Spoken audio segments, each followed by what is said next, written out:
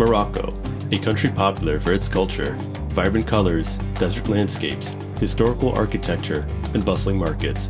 In this video, I'll be taking you through our 10-day journey through Morocco, from the enchanting blue streets of Chefchouen to the sand dunes of Merzouga, all for under $500 per person. In this video, I'll take you through the good, but also take a dip in some of the darker aspects of traveling here. Was that hallucinogenic? If you're taking enough of it, yes.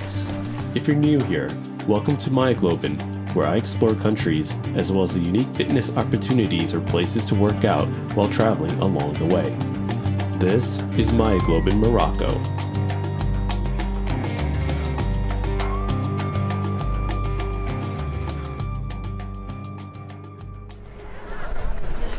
Our journey begins in Casablanca, the largest city in Morocco and its key business center. Casablanca was our hub into Morocco. The city is home to what used to be the largest mosque in Africa, known as the Hassan II Mosque, a status that only changed in 2023. The courtyard is open to visitors, but the interior is only open during prayer time. This mosque is situated over the Atlantic Ocean, and it fits nearly 105,000 congregants. As you approach it, you'll feel overwhelmed by its sheer size, with a colossal minaret that reaches 210 meters into the sky. The design is based on traditional Moroccan architecture, and it's truly a sight to behold. The courtyard was bustling right after evening prayers as families enjoyed the weather. This is definitely a sight that is worth seeing.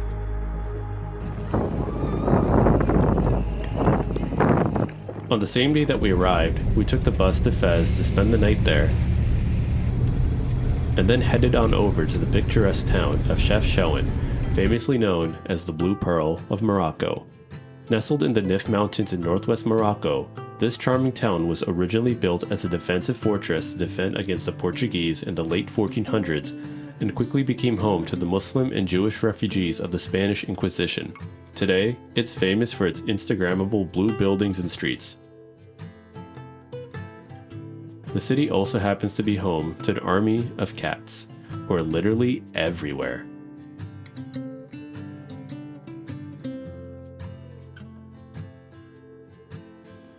Go up to the cat and pet it.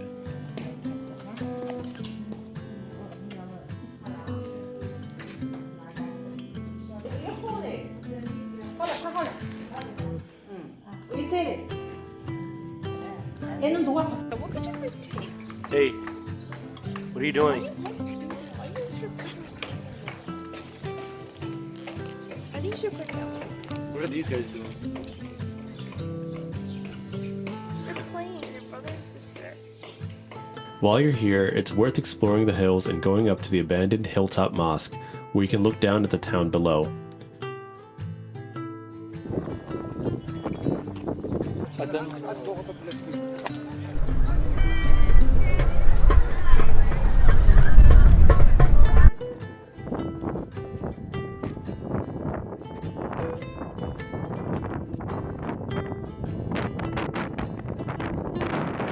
And of course, you have to spend time in the Medina exploring the shops and food.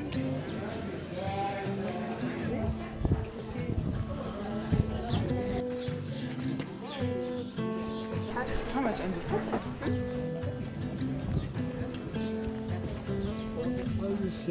Hello.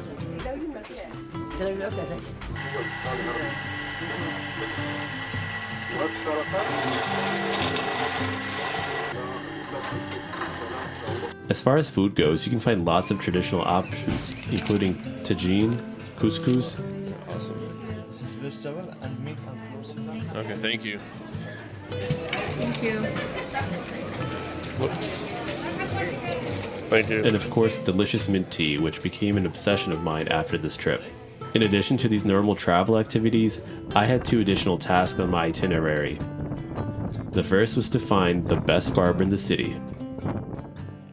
See, I had an exam the day I left for Morocco and had no time for a fresh cut, so I had to think fast.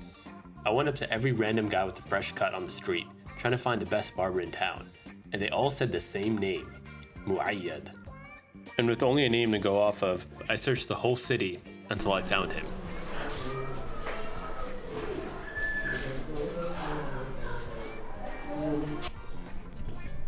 have to say, as someone who's only trusted one barber over the past decade, this is probably one of the scariest moments of my life.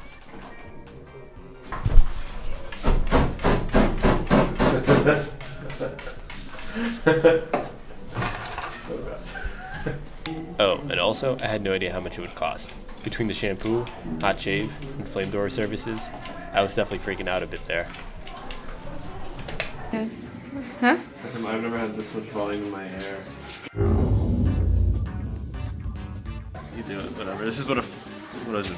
$4 haircut in Morocco looks like. You guys are shampooed, cut. Oh, you got your beard. You got your beard. Hair and beard. Hair and beard. He he put shampoo in it, volumized it. You know what? But I think it still looks good. Yeah. Thank you.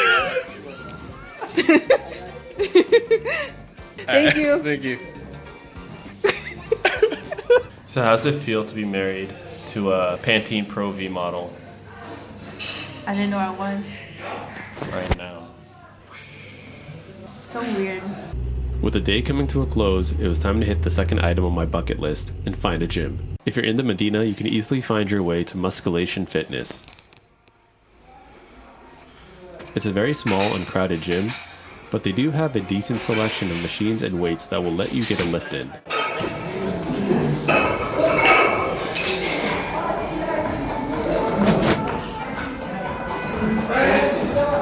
Oh, sorry.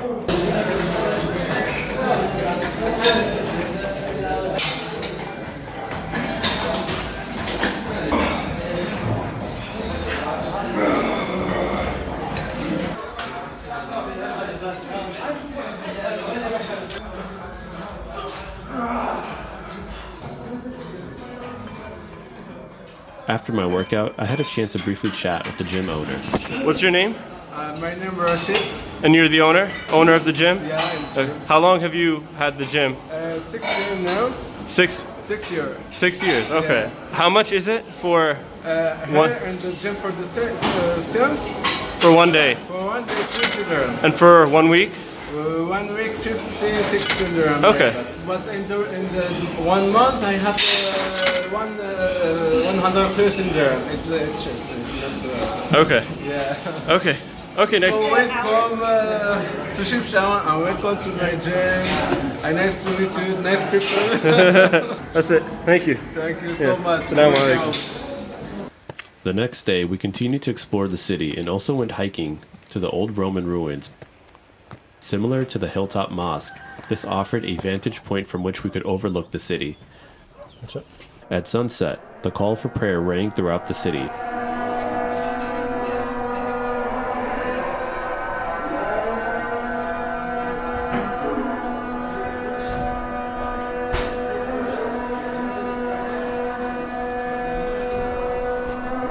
With our last day in Chefchouen coming to a close, we found a rooftop cafe where we watched the sunset and were treated to a performance from a local group.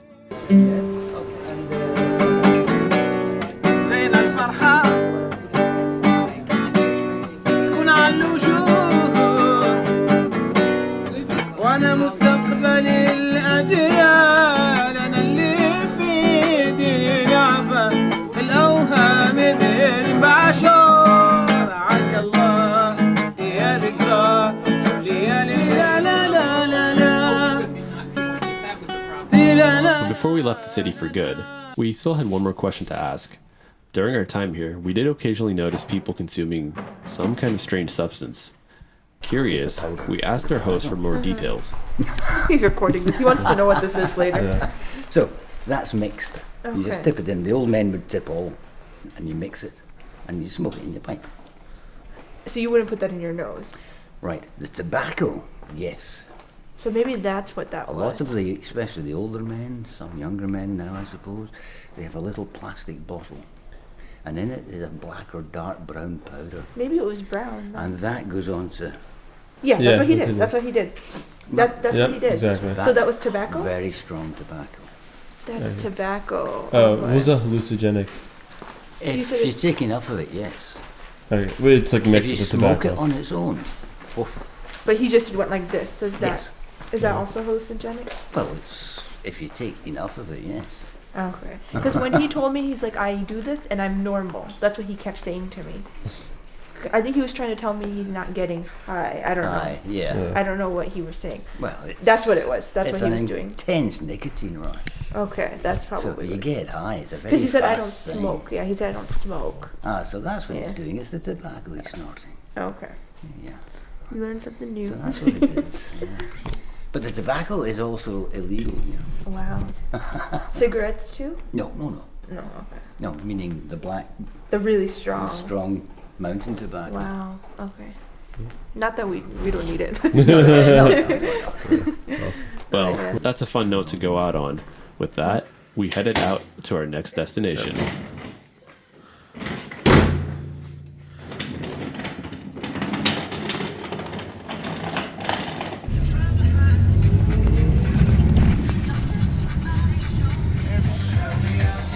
What's that? It says McDonald's in there. Fez is the second largest city in Morocco. It's home to Morocco's most famous Medina, known as Fez El Bali. This is a UNESCO World Heritage Site and one of the largest car-free urban areas in the entire world. Here you'll find bustling markets, restaurants, and more.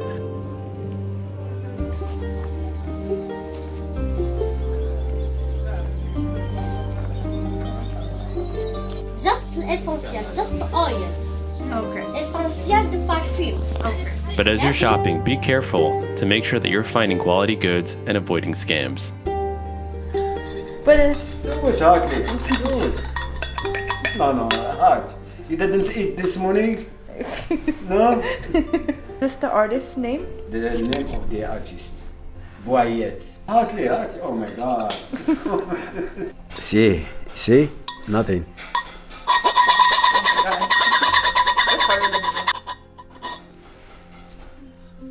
Wow. But how long does it take from the plate? This one takes about 1 day and a half. If they are plated or not, because this is lower silver, tin, and with copper in the other way. They are not plated. See?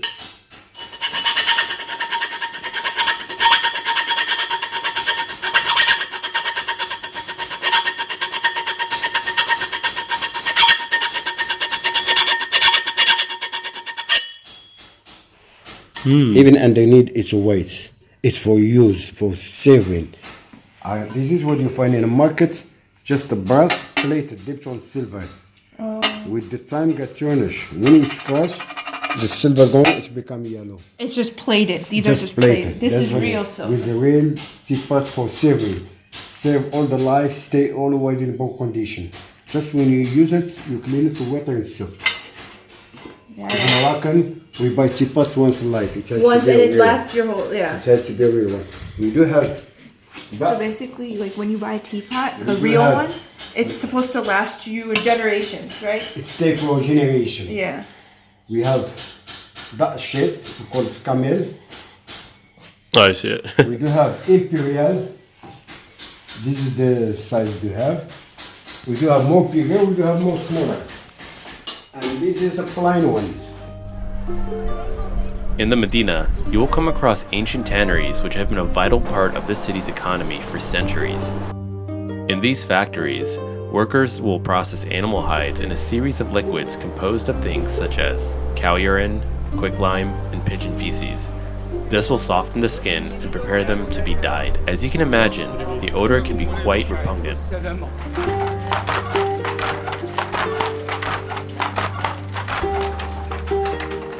It was here in Fez's Medina that I was able to find really nice, high-quality, tradition Moroccan Djelleba.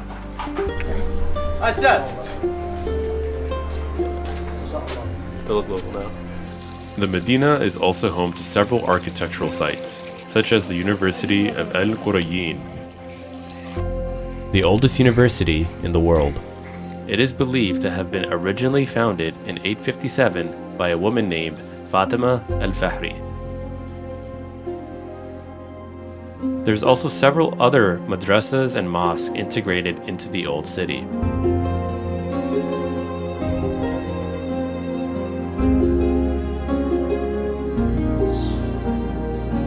While here, we stayed at Riad Mazar Fes, which offered a luxurious stay for only $60 to $70 per night. The Riad actually ended up being its own complete experience.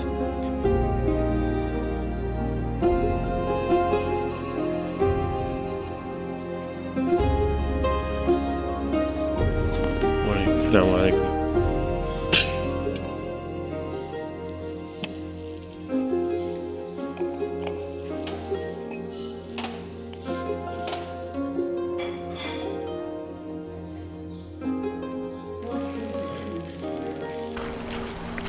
While in Fez, it's important to know that much like other Moroccan cities, there is an old city with the Medina, as well as a new city with modern shops and buildings. And although the Medina is a must visit, the modern city has its own attractions.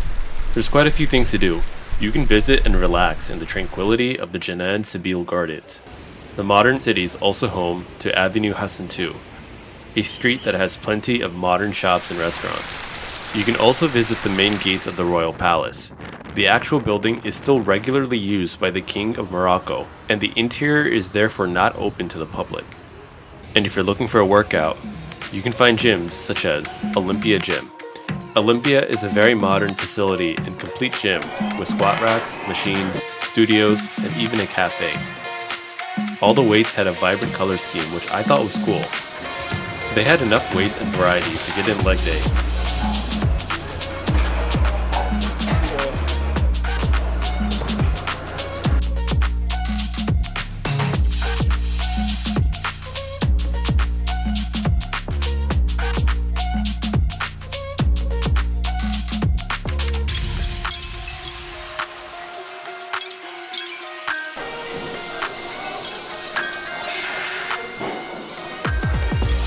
Bad thing is there's no towels, so this is what I'm gonna have to use to dry off. I don't want to leave now. We took an overnight bus to Merzouga, which dropped us off at approximately 6 a.m. in the morning. We checked into our Airbnb to rest up quickly, and then headed out to explore the rest of Merzouga. Merzouga is a small village in southeastern Morocco, which borders Shebi, one of the many famous sand dunes of the Sahara. We arrived on a Friday morning, so I made sure to catch a Jummah or Friday prayers at the local masjid.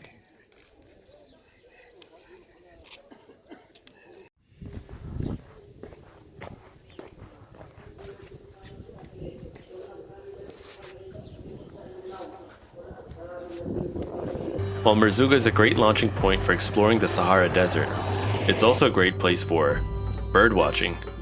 Yeah, that's right. The Lake of Merzouga forms close to town in the wet season. We tracked an hour out of town in the desert heat to get to the lake.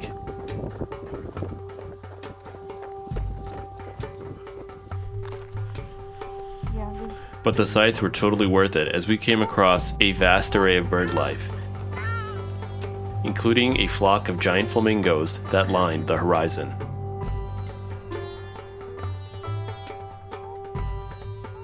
After exploring Merzouga, we left for the Sahara Desert Tour. We met with the guides of Addo Travel just outside one of our hotels and got on the camels to venture towards the desert camp.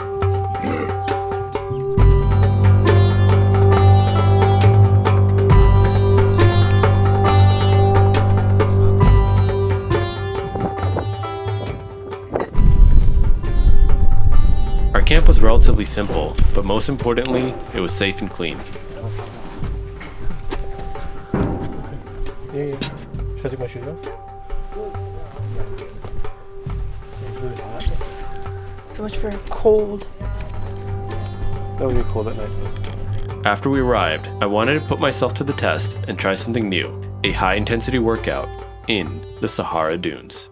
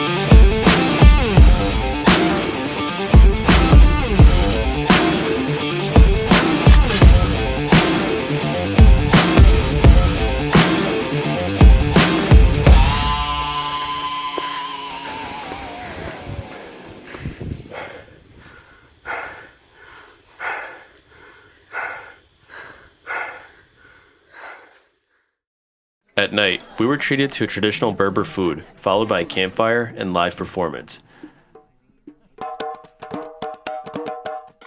But we wandered off as we noticed how clear the sky was, with the great sight of the moon and stars. Along the way, we found a new friend who joined us the rest of the night. Shine the light, shine the light. You're a tiny cat. We would make a friend at the desert. Sahara Desert. I wanted to get a picture of the stars, but I wasn't really sure how to set up my camera. Fortunately, T-Mobile came through with international 4G. After some quick googling from the middle of the desert, I figured out the right exposure settings and got the pic that I was hoping for. The next morning, we got up early to get on our camels and head back to Merzouga.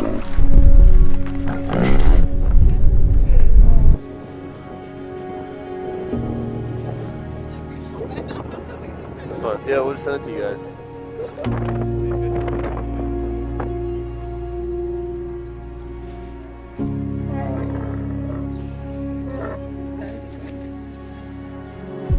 From there, we departed on an 8-hour bus ride and soon found ourselves in the hustle and bustle of Marrakech.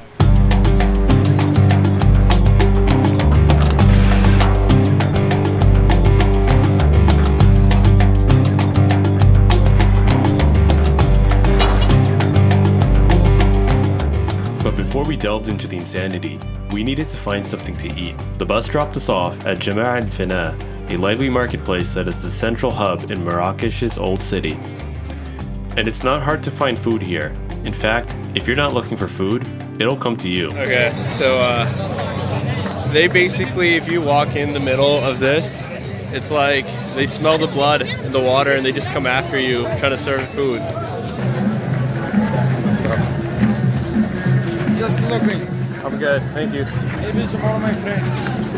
Number 100. So the minute you enter this Medina, everyone comes after you and starts calling you skinny.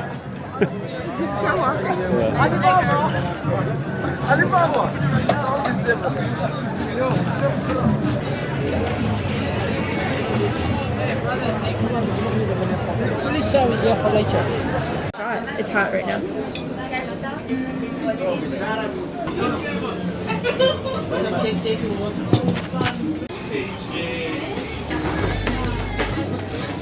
The market remains alive at night, and a walkthrough will take you past glowing street lanterns and shops.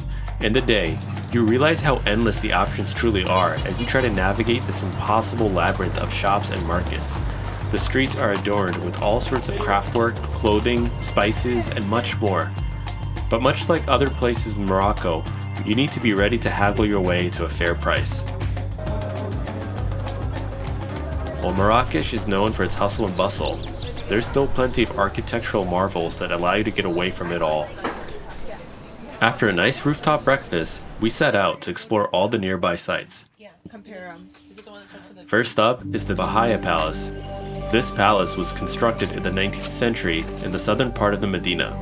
It's a giant palace that covers nearly 8,000 square meters and contains 160 rooms, so there's plenty to explore.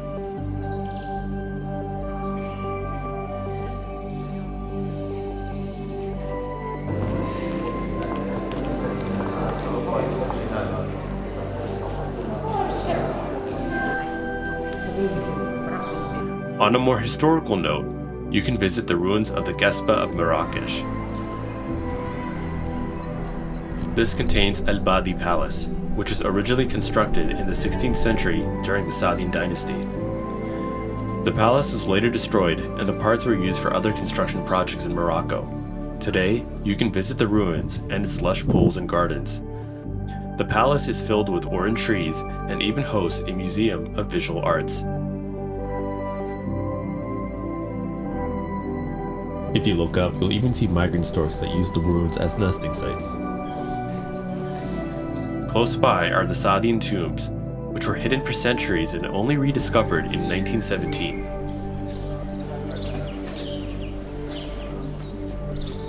These tombs date back to the time of Sultan Ahmed al-Mansur in the late 16th century. As you walk through the serene gardens, you'll find a resting place of over 60 members of the Saadian dynasty, including the Sultan himself. There's also the Medjol Garden, which was created in the 20th century by a French artist. The property has become a popular tourist attraction since being open to the public, and it's unique for its cobalt blue colored structures. These architectural sites offer a welcome break from the commotion of the streets of Marrakech.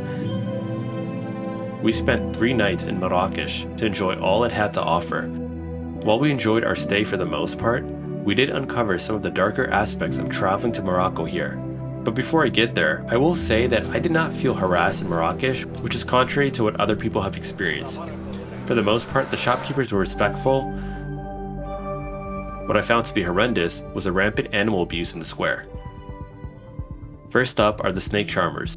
These snakes have their mouths sewn shut and are drugged so that they don't harm their attackers, but as a result of their treatment, they eventually end up starving to death. Second, and the one that I was directly involved and impacted by, are the chained monkeys. These macaques are abused right in front of you as their handlers cruelly drag them by the collars around their throats and force them to perform for tourists. I saw one in the square and it made my blood boil. The handler approached me and I lost it right away. I started shouting without thought. Yeah, thank you. Huh? Allahu Akbar. This is something that Allah forbids. Allahu Akbar. This is haram. What Haram. you're doing to the monkey is haram. Monkey haram.